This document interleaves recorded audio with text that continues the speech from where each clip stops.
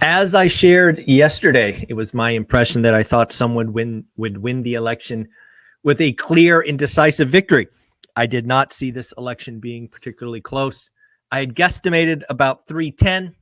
Based on some quick research this morning, it looks like it might be around 312 or so. Either way, we now have President-elect Trump back in office. What does that mean? What are my thoughts? I think there are a couple of things that are net positive in a big way. First, I think the elite, the dark state, the puppet masters who thought they could put up a candidate who never got a vote and just jam it down our throats is pretty resounding no. I don't know if you guys saw this. I think it was CNN. It might have been CNBC. I think it was CNN.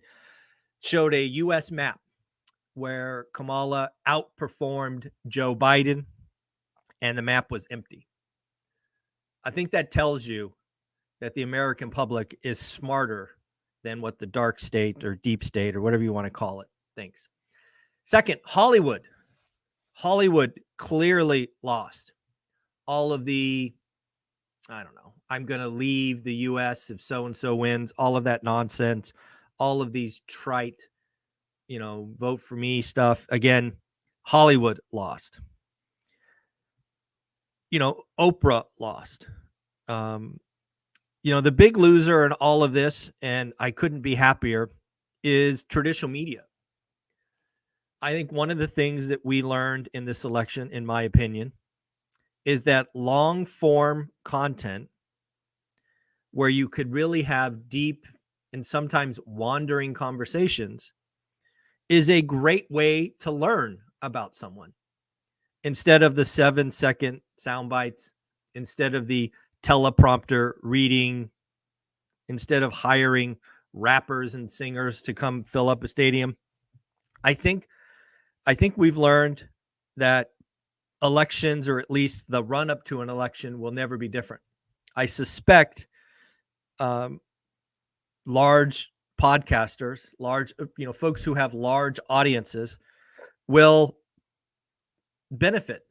And traditional media has to look itself in the mirror. They've been creating lies and stories, even though they've been debunked and still saying them. I think there is a lot of lessons, and frankly, I am hopeful. I don't really watch traditional media because it is always toxic and doom, and if it bleeds, it leads, and all of those things. So I think there's a lot of losers. Other things that I think about is, it's really why I called 310 yesterday, was it was always the economy. You can't have 75 to 80%, depending on exit polls, saying that they are doing worse off and elect the incumbent. That never made sense to me. How could you elect an incumbent when 75% of the people you talk to say their life is worse off 4 years today than 4 years ago? That just never logically made sense to me. The fact that all of these pundits were talking about a 50-50 race, I'm like, guys, I don't know what you're talking about. It's the economy, stupid. I think that was George Bush, but I could be wrong. So again, it was always the economy, in my opinion. Second, turnout matters. Turnout matters. One side of the fence was very passionate about their guy. Their guy had been prosecuted. Their guy had been lied about. Their guy had been shot at. He'd been shot, actually. There was a second attempt. One of the groups were passionate, and the other didn't show up. Again, based on early counts that I saw this morning, about 20 million less votes than the last election. That's telling. That's telling. A secure border and legal migration is the way. Stressing the word legal migration. Legal migration has always been a part of the American core, right? We are, frankly, a land of immigrants. And it has always been legal migration that is the way. I think when there is a autopsy on Harris campaign. I think there's a couple of branches that are pretty clear. One, in fairness, I think she had 100 days or 105 days or something. That is a very short time to introduce yourself, to distance yourself, to tell the stories. I think it was The View. I could be wrong, but I think it was The View. The View did Trump a huge favor when they asked her what you would do different than Biden. And I think she said something like, nothing comes to mind or something like that. Mistake number one. Mistake number two was not accepting the opportunity to go on Rogan. Now, of course, there's lots of people guess that she couldn't do it. She couldn't do this. She couldn't do that. It would be a complete disaster. We don't know.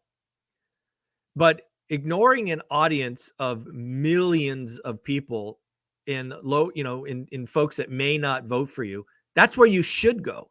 You should go into the lion's den and see if you can't tell your story and scoop some of those votes.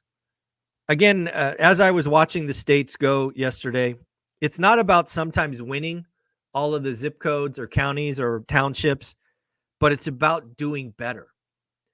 You can't win them all. You shouldn't try to win them all. You can't win them all. But if you can do a little bit better in each of the locales, that could help. Traditional media dead. I mean, I've written that down 3 or 4 times, and I couldn't be happier. A media that sensationalizes, a media that tries to create negative emotions and fear needs to go away. We are a land of builders and hope and want to be rewarded for doing the work. We want to see and have hope for a better future. Fear, crash bros, doom lost yesterday, in my opinion. I thought Mark Cuban had a very good quote. I think he was on the All In podcast when he said, hey, Harris is smart. She just has a long windup. I think it's clearer than that. I think it's been said hundreds of times. It'll be said again. Word salad. Just word salad. Not a great choice. And never got better. It's not like you would think if you give out hundreds or whatever his speeches, you would get better. You would get more succinct. The word salad never stopped. Again, the election had lots of name calling. Trump loves to, what does he call him? Crooked Joe Biden. And I forget his nickname for Harris. Clearly insulting names. But only, our sitting president called half the country garbage. A speaker for Harris said only weak women are around Trump. You don't make fun of the electorate. That is never a good idea. You don't want to stir emotion. When you get emotion involved, you get people that will stand in line for 2.5 hours to say F you. You don't want to do that. You don't want to get people pissed off, right? Because then they're going to stand in line and keep doing that. Again, I wrote down long form podcasts are a winner. Don't talk about the American public. If you want to name call and, call out people that are in the politicians, clearly that has always been there. Now let's talk about what has resulted this morning. Has anybody looked at the financial market this morning? Everything has changed. It's going to get interesting. The 10-year note. The 10-year note is up 15 basis points last checked. At one point, it was up 18 basis points. Of course, what does that mean? Mortgage rates are going higher. Also, it actually is interesting to me. I wonder if Trump winning the election almost forces the Fed into a 50 basis point cut tomorrow. I don't know.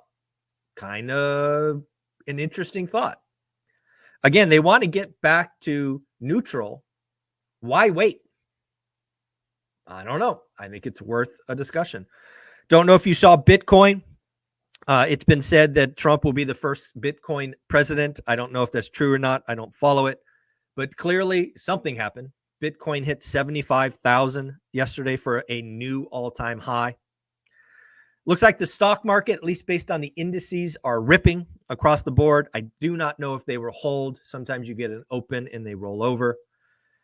It does look like Tesla got a great bid, right? Tesla is seen as a winner. Clearly, the Biden administration didn't appreciate Tesla called, I think, GM, the EV leader, when they made like 25 cars, just insulting and stupid. So Tesla is spiking. It does look like the Republicans took the Senate. There is a chance they take the House. I didn't get any numbers on that this morning. It is too early to call, apparently. But there's a chance for the red wave or the sweep or whatever you want to call it. And I want to shout out Joseph Wang. Joseph Wang's been on the channel a couple of times. He put out a series of tweets yesterday, basically saying what we talked about 8 months ago. The crash up is real. The crash up is real. What does that mean? Own assets. That's what it means. Own assets. Again, when we look at what is possible, I think there's a couple of things that we can start to bet on. There will be tax cuts. Where and how much? No idea. But one thing you can count on is there will be tax cuts. Will QE be forced to return because of deficit spending? No idea. I hope not. You want more inflation? Spin up QE again. Tariffs. I don't think there's any question that we will have more tariffs. I do not think it will be a 60% or 100% across the board thing. I think it will always be a scalpel and not a sledgehammer. I think solar stocks are in trouble. I think anybody who relies on a business model that requires Chinese cheap goods, problem. I think the housing market, the market that you and I care about the most, or at least I care about the most, it's got some headwinds. I mean, seriously. I have been talking about mortgage rates being over 7% for 2025. I mean, do we have to start talking 8%? I don't know. With a 10-year note ripping 15 or 18 basis points, depending on the moment, you got to ask yourself, right? Are we going back there? Labor. I don't think there's any question that there will be some activity around deportation. I think the fact, again, I don't know if these numbers are true, but the fact there were 15,000 or so, bad guys lit into the country, that's a problem. I suspect there will be a focused effort to find and relocate those individuals. Again, how much? Don't know. But I think that's fair. Tariffs. Again, a lot of the goods that come into the U.S. economy for housing is from foreign countries. Will there be some tariffs on some of that stuff? Not out of the question. Certainly possible. So again, lots of things to think about. I do want to congratulate. We got one brand new school member yesterday. Jonathan, thank you for joining. When you join school, Jonathan, do me a favor, introduce yourself. Tell people your buy box, what you're doing, a little bit about yourself. Get to level 2, which is pretty easy to do. Send a few comments, do those things.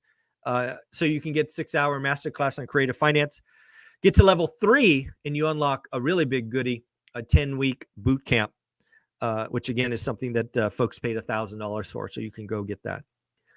At the end of the day, as I sit here this morning, hope wins, right? You need to do the work. The government is not coming to save you. You are not going to get a $20,000 check just because you breathe. The government is not there.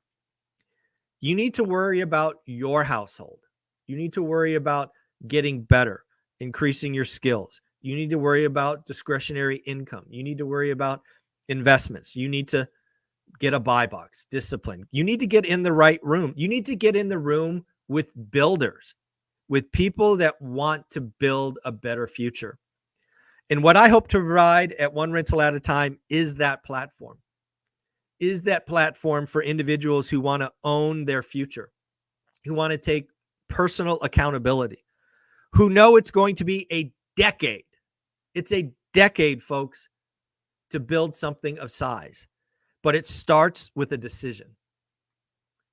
To me, it is just like the classic cartoons of my youth, where you take this wet snow at the top of the mountain and you roll it downhill. It starts very slowly and very small. I can't help it. It's just the journey. Everybody's journey is the same. The first 5 years suck. It's where you make the mistakes. It's where the momentum, where you can't feel the momentum in the first 5 years. That's one of the reasons our school community is here. It's one of the reasons I show up for you 5 days a week to give you encouragement. Trust me, I've been there. I've had the moments of indecision. Is it worth it? It's worth it. Your family, your future will welcome you for doing the work. We're going to keep showing up. I hope you keep showing up. Like, subscribe, comment. We have a new President-elect Trump back in office. But again, as I said yesterday or the day before, nothing changes. Focus, daily discipline, get in the right rooms, keep doing the work. Don't get distracted. I won't. I hope you won't. Folks, take care of yourself. I hope you have an amazing day. I will ask you to do me one favor. There's obviously roughly half the country that wanted the other candidate. Be gracious. Be a gracious winner. Don't be hateful, right? The other side was full of hate and name calling and garbage and weak. Be better than that. Take the victory, smile, and just move on. Just know that your side won, the other side lost. We're all Americans. We are all Americans. And never forget that. Never forget that. All right, folks, like, subscribe, comment. Be amazing. Take care. Later.